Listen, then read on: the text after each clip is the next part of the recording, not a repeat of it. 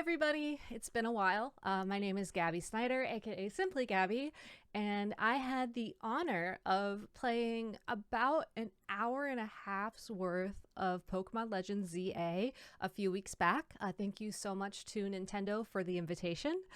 So I went down to New York City. Spent the day there actually, which was really fun.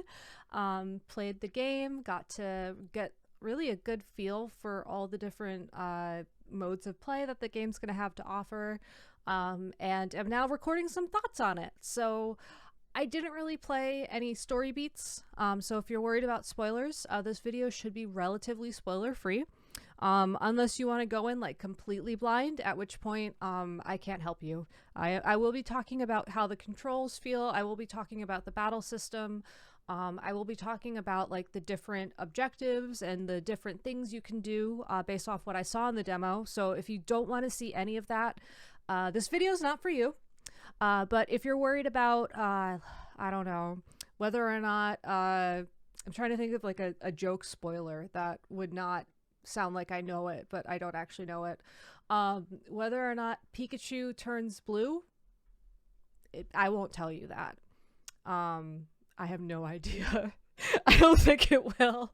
It would turn pink because the pincan berries. Anyways, no. I don't know anything about that. So, again, thank you so much to Nintendo for the opportunity.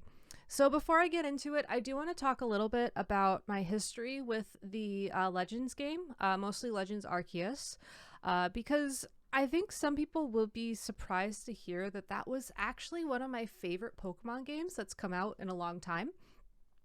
So a lot of people might assume that it's Scarlet and Violet, or maybe like whatever VGC is being played on, because, you know, I'm a VGC commentator. I love VGC. I love competition. That's true. But to me, VGC isn't really the game that it's being played on. It's like the concept of VGC.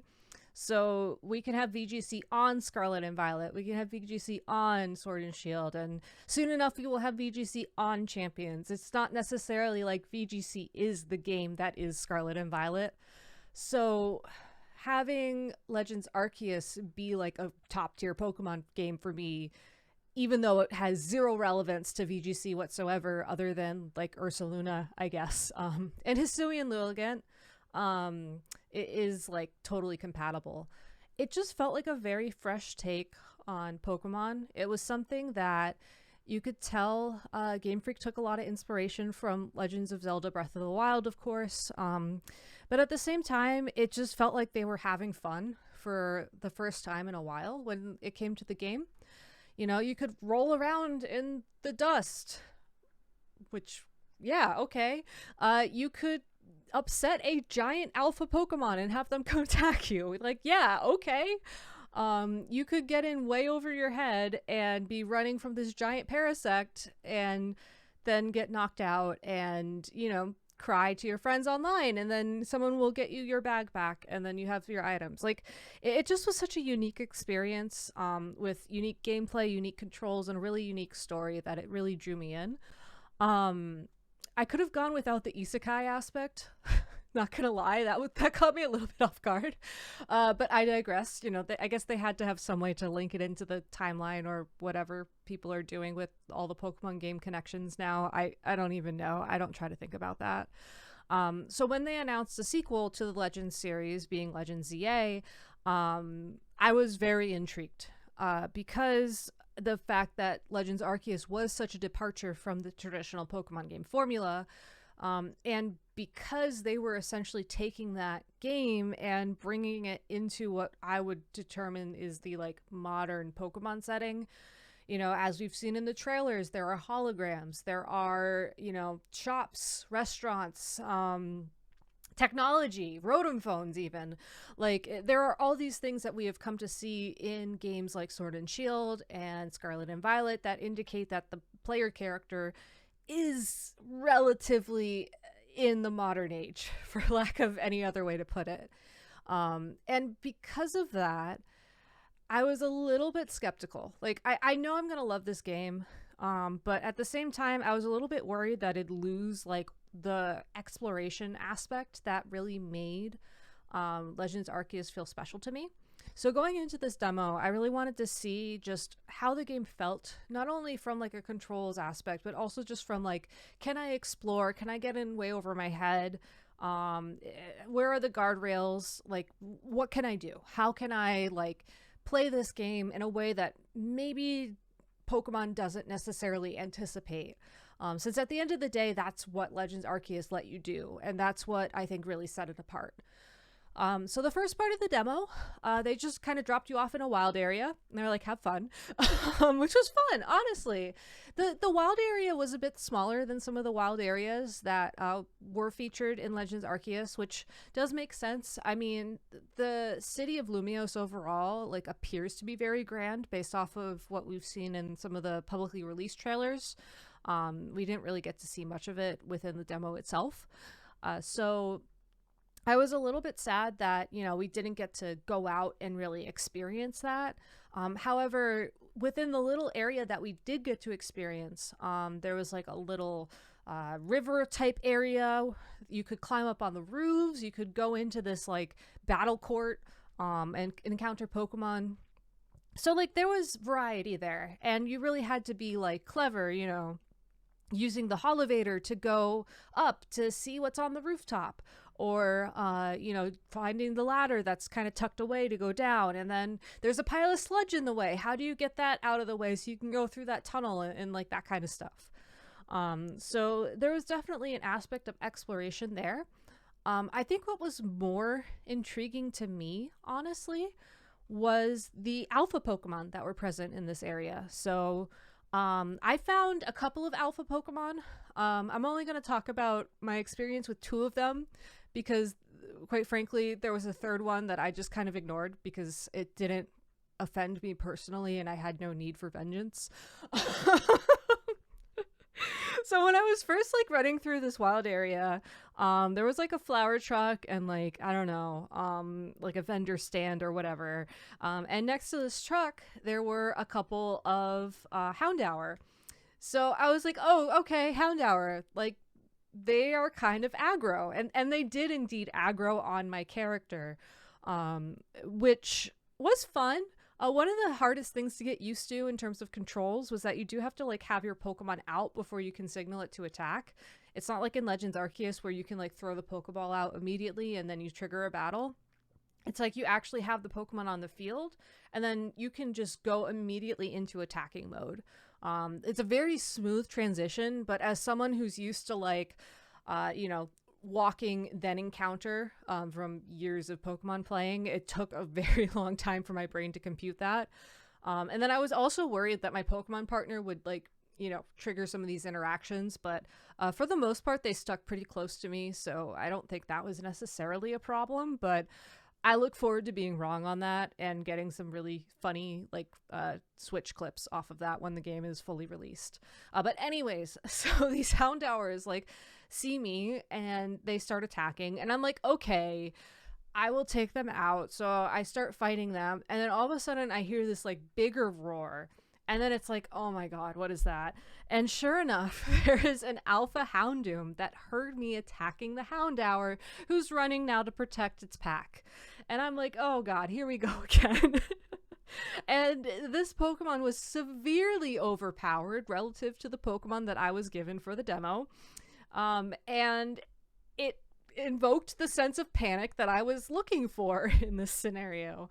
I did have a Gyarados on my team, but it was maybe like 10 or 15 levels under what the Houndour or the Houndoom was at. So, I mean, obviously I didn't have time to grind. Like each section of the demo was allotted 20, maybe 30 minutes before it would reset and you'd move on to the next one. So it wasn't like I could just sit there and, grind out 10 levels and then be like, Houndoom, you're doomed or whatever, So a lot of it was just like, okay, you have to problem solve in the moment if you want to try and fight this encounter, or you try and flee like a baby. So I fled like a baby.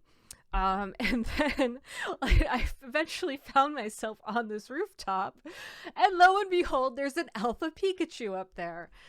And the person, the Nintendo rep that was walking me through this demo was like, oh, you better watch out for this Pikachu. He's been really mean to the other people who've been doing this demo this week. And I was like, okay. And lo and behold, the Pikachu was like the highest level. It was higher than the Houndoom.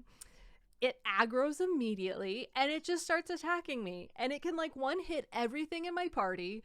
Um, I am like really screwed now. So I decide to jump off the roof, which you are still saved like you are in the other games. Like there's no fall damage. The Rotom phone does like whatever it can do to save you from that. I don't know what that's called. Um, and I land in front of the Houndoom that was still aggroing me from earlier. And Pikachu then jumps down and I die, basically. Well, I faint. I don't die. I faint. So, yes. Even though this particular wild area was a bit smaller than I was anticipating, I still got that sense of panic that I was looking for. And at the end of the demo session, I actually had a little bit of extra time and I was allowed to go back to this first part and I was able to find a way to beat the Pikachu, which I was very excited about. It involved a couple of things that I'm going to talk about a little bit later because it was how it was introduced within the like demo, and I kind of want to follow that rather than like saying this thing and then jumping around. But it just felt really good as well to then come back and be like, okay, knowing what I know now and knowing these tools that I have, these Pokemon that I have, what's the strat here? So I think that there will be other wild areas that are probably a lot more vast in scope. I wouldn't be surprised if they picked this wild area in particular because it was small. You know, while I was one of two people in my demo that had experience playing Pokemon games, I think the other people didn't. So I can see how it would be very overwhelming for someone to come in and just be like, okay, these are the controls, and by the way, this Houndoom wants to eat you for lunch, have fun, or whatever. So I think it makes sense from like a let's ramp people up slowly type thing to start small. So that was the first part of the demo. The second part of the demo was the ZA Royale, which is the like battle royale. Well, not the battle royale. That's not the best way to describe it. The like battle ranking competition that they have going on in the game, where you start at rank Z and you rank your way up throughout the alphabet. So for this part of the demo, they made it very clear, like you have to basically run through a gate to start your like night of battling. It's not like the entire city turns into a like player versus player zone like you'd see in an online game. It's sectioned off into parts. But within like that section of the city, there were plenty of like buildings and stalls and bins and scaffolding that you could kind of like maneuver around. Trainers had their initial Pokemon out already. And it was kind of recommended that you have your initial one out as well. So you can lock onto them, and just like you would a wild Pokemon in Arceus or in the Wild Zone, get a surprise attack on them. You know, get that first attack, get that, you know, additional hit in. And a couple of times I was actually able to, thanks to type advantages, just knock their first Pokemon out without them even seeing me, which... don't know how I feel about that as a VGC competitor, but as someone in this world, that was great. I loved that. That was great. But as you went through this area, there were quests that you would get assigned, such as like use a super effective attack or surprise this many people, those type of things. And every trainer you defeat, every quest you accomplish or complete, you would get points, and then at the end of the night, if you had a certain number of points, you could then challenge like the boss, and then the boss would be the promotion match where you would officially earn the letter for you know, whatever you were ranking up into. So it overall, it did feel a little bit tight. I think knowing what I know now and knowing how valuable the quests are, I think I would have been able to complete it with a little bit more time remaining, but I was like on the sliver of daybreak when I finally hit the threshold to move on to the boss battle. But it was fun. Like, you basically have to like creep around. There is a mini map so you can like sort of visualize where you are and where the structures are, but it doesn't really show you where trainers are. So a lot of it is like remembering where you were and who you already fought and all that good stuff. It also seemed like there were some areas that you couldn't necessarily access right away. So I don't really know what's going on with that, but I thought that was kind of a cool idea. That, you know, as you go back to different areas, you can do more stuff kind of thing. So I'm excited to see where they go with that. Um, but overall, like it was very different. Like I can't stress that enough. It was so different from what you'd expect to see in in another Pokemon game, even in Legends Arceus. I mean, like the three trainer battles you have throughout the story, or however many it is, like you still have that moment where you make eye contact, you throw out your Pokeballs, and then you select moves. But this was very much like stealth mode. Pokemon's already on the field. You lock on, and then you tell, you know, okay, go use quick attack, go use bubble beam, go use thunderbolt, or whatever it is. So it was really fun. I enjoyed the challenge. And I also really enjoyed the challenge of the boss battle, which actually, I don't know if this is like a thing or if this was just the demo, but you did go to a different location for the boss battle. This was actually just another demo entirely. So I don't know if like in the game itself you have to like do this one night and then you go like redeem your boss battle like the next day or whatever. But as far as I was concerned, I just kind of magically showed up in a building and I was like, we're gonna fight. But it was in a restaurant. And I only mention this because going back to what I was talking about for Arceus, one of the things that really stood out to me was the level of detail. This restaurant, I should have spent more time in the battle. I will admit that up front. But I did a full lap of the restaurant before I got into it, and you could see the food on people's plates.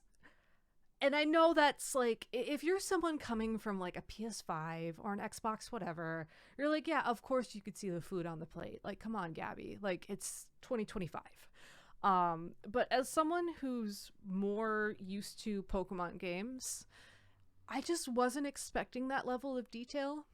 I think if you would have told me that there was going to be a restaurant like Larry's Gym in Scarlet and Violet, I would just expect to see people at tables and no food at all. Like, oh yeah, they ordered, they're just waiting.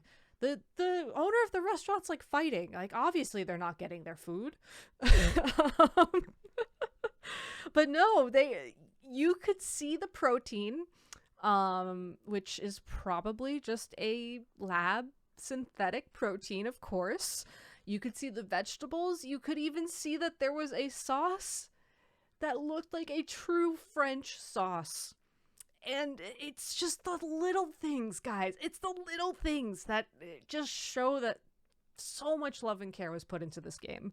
And my socks were blown off by this detail. And I think I actually like waxed poetic about this to like everybody who I spoke to after this.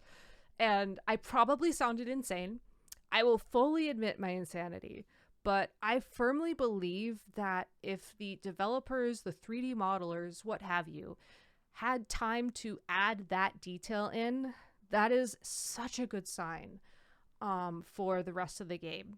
Because if you're like being rushed, you don't put the food on the plates. And there were like carts with like croissants on them and stuff. Like the attention to detail. Anyways, I won't keep you listening to me rant about Pokemon food for another 19 minutes we're at now. To talk about the battle itself. In true chef fashion, this chef was using Simisear. And this Simisear was a bit of a jerk, amongst other Pokemon. And it was an interesting fight. So this battle was the first time that I really realized how this battle system feels a lot like, I would say, it's hard to find a comparison, honestly. I play a lot of MMOs. MMO. I play a lot of Final Fantasy 14, and it just felt like I was in that game dodging area of effect attacks. For those of you who don't know, that's when like you have a circle that does damage over time rather than just like targeting something directly. And as if you're in the circle, that Pokemon's taking damage. But the second the Pokemon steps out of that circle, they're not taking damage. And the thing about this Simisear was that it just was so agile. It did not want to stay in my circle. It did not want to stay in one place at all. So it was just like going all across the battlefield. It was constantly targeting my partner Pokemon. And then on top of all that, the boss had like frame perfect timing. The boss had frame perfect timing for their protect or detect or whatever it was. And I just could not believe that, because I had protect. Was my timing frame perfect? No. Did I think that would matter? No. It matters now. So that's kind of crazy. And it just was such a different fight.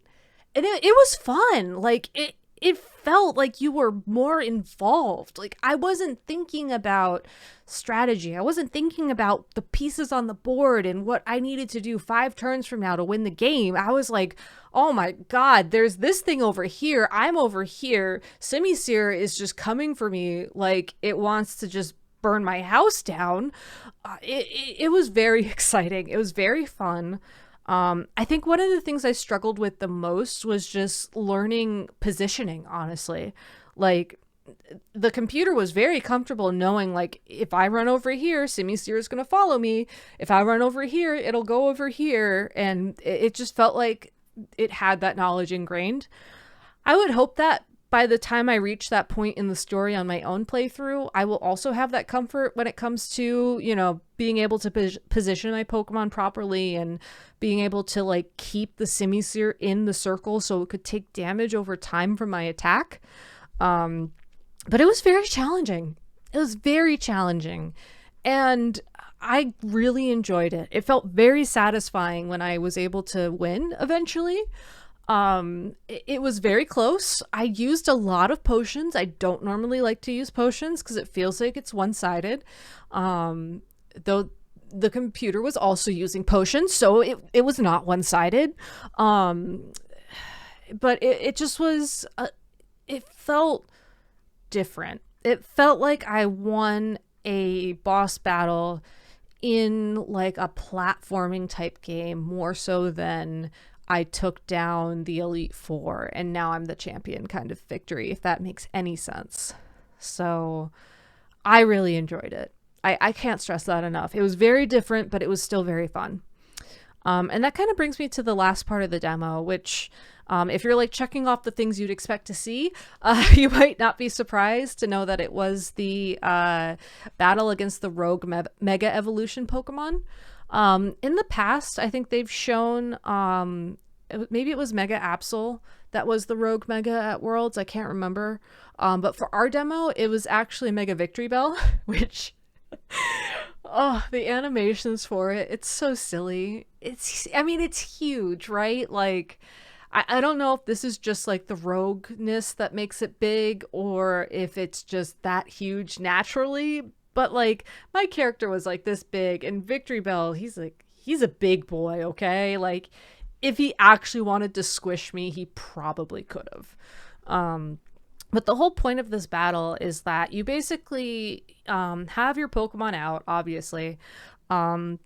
You're telling your Pokemon to attack while you're running around to collect Mega Energy. And then when the Mega Energy gauge fills up, you can Mega Evolve. And then while you're Mega Evolved, your attacks get a damage boost like you would expect Mega Evolution, you know, boost your stats, therefore you get more damage, your ability changes, all that stuff seemed the same. Obviously, the way it works was different. I did not have time to process how it was different. I was too busy trying not to die to poison sludge being thrown at my head.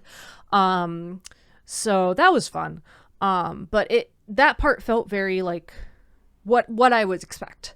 What I didn't expect is that there was also this new concept called plus moves, which is before you mega evolve, if you collect this mega energy, you can opt to use a plus move, which basically like powers up the move as if you mega evolved, like, but it's only that one move that one time.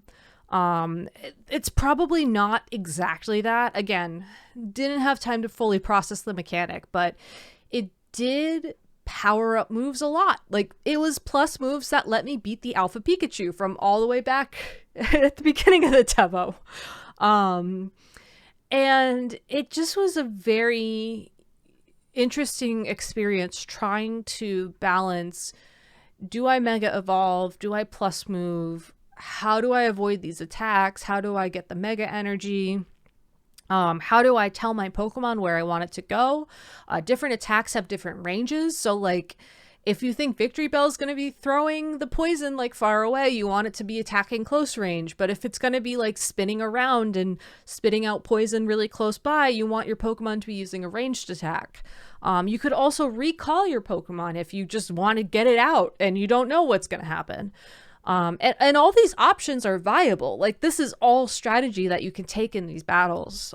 So it was a little bit overwhelming.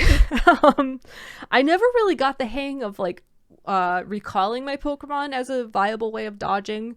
I think towards the end of the battle, I was able to get like the zoning is what I'll call it, like down pretty well. You know, I was able to figure out which of my attacks were close range and which were farther away. I want to say it was like, the way I thought about it was, if a move makes contact in, you know, typical Pokemon, chances are it's close range, and that got me like 90% of the way there. There were some weird exceptions that, again, didn't process. But it was fun. It was really fun. And it was a little bit challenging. You did have help. I believe it was Naveen that went into the battle with you, and also had their own Mega Pokemon available. So there were like two of you, and Naveen was on like a similar timer. You know, it's not like they were always Mega Evolved. You know, they were trying to gather energy. They were dodging stuff too. So it felt co-op, honestly, and I would really hope that in the future, if it's possible, there would be co-op battles for this, because I think that would be really, really fun.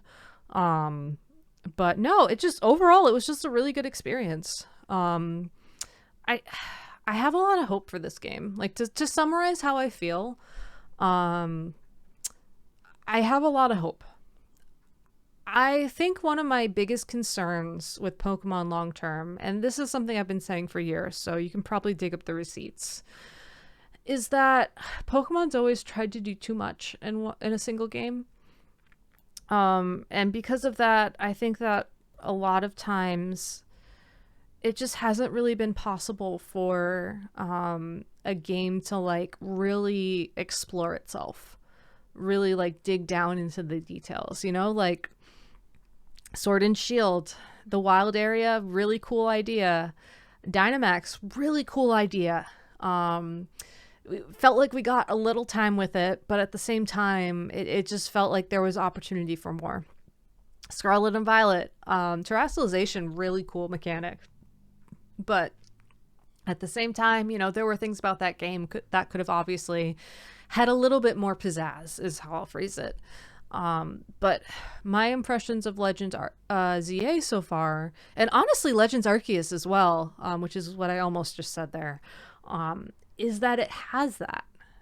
And you have to wonder why. Like, what sets these games apart that allows them to have that?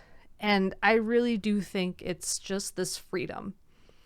I hope that moving forwards, we continue to rely on something like Champions, so that Game Freak and whoever is free to make games like the Legends series, is free to make the weird Ditto game that's coming out that looks like you get to build a town. That's weird, but it's cool. I want more weird, cool things, because at the end of the day, like, VGC is always going to be VGC. Like there's always going to be turn-based battles. There's always going to be, some mechanic to make it interesting. But at the same time, like that mechanic, yes, sure, make a game to introduce it, but don't tie the competitive circuit to that game. Like, I wouldn't care if we had to wait a season to get Mega Evolution in VGC as an example. I think that, hypothetically speaking, if Champions comes out and something's different about it that's not Mega Evolution, that'll keep us busy for a year. We've done more with less. Like, we'll be okay. But I don't think the developers would be okay if they have to keep doing this. So I hope that if somebody's out there who's like actually worked on this game is watching this, I highly doubt it because I'm not speaking Japanese, but whatever. I hope that you were able to find the time you needed to create the game that you wanted to make. I hope that that's something that you can continue to do, because I think that it's shown that it really does deliver results. And because of that, I'm very excited to get my copy of Legends ZA, hopefully on release. I did pre-order, and Chalky actually pre-ordered the Switch edition off the Pokemon Center.